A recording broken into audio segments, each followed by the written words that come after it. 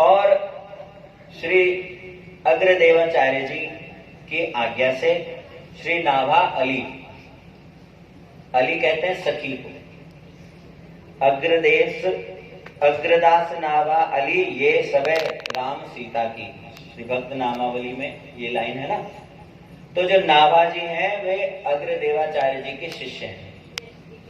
अग्रदेवाचार्य जी की आज्ञा से नाभा जी ने इस भक्तमाल रूपी सुंदर माला की रचना करी, और जैसे ये माला बनकर के तैयार हुई तो जो त्रिभुवन सुंदर ठाकुर जी हैं और श्री किशोरी जी ने जब देखा कि नाभा अली, नाभा सखी ने यह माला, जैसे अभी कुछ माताएं देखो अभी भी माला बना रही है ना, तो नाभा जी ने भक्तमाल रूपी माला का जब निर्माण किया तो ठाकुर जी श्री जी दोनों का मन ललचा गया कि अरे ये माला तो हम अपने कंठ में धारण करेंगे। परस्पर दोनों में विवाद होने लगा। तो ठाकुर जी तो कह रहे हैं कि ये माला हमको पहनाओ है नाभा अली, और श्री जी कह रही नहीं ये माला हमको पहनाओ।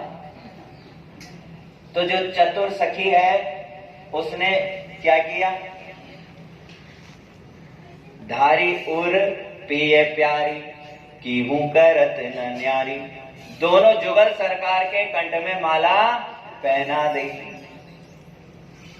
अब देखो माला तो कंठ में पहनाई, परंतु अहो देखो गते न्यारी डरी पायन को आई है।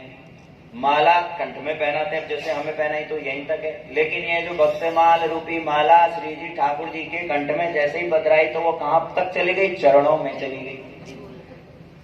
चरणों में क्यों गई भाई, इसके लिए संत लोग भाव देते हैं, इस माला में भक्ति की सुंदरता का भाव।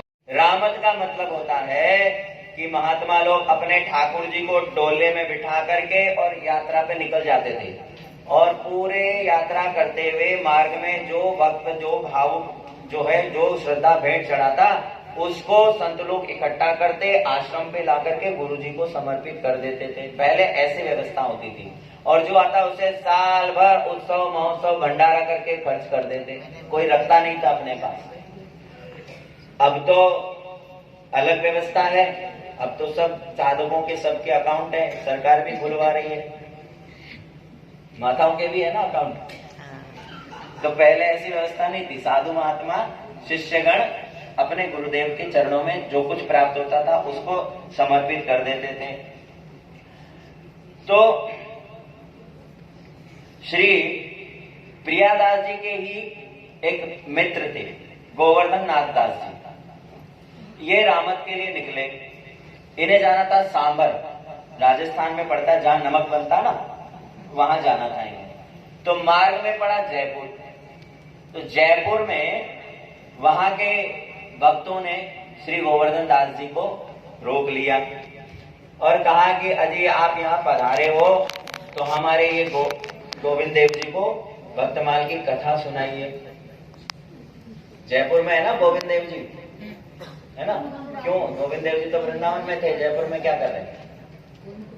उस समय में जो मुस्लिम शासक थे वे अपने वृंदावन के कई सारे मंदिरों को, ठाकुरों के श्री विग्रहों को पहुंचा रहे थे। तो मानसिंह जी हुए, उन मानसिंह जी ने सारे श्री विग्रहों को पहुंचा दिया था जयपुर। उस समय राजस्थान जो राजा थे वे लड़ने में थोड़े सक्षम थे, इसलिए सारे श्री विग्रह जयपुर में पहुंच गए।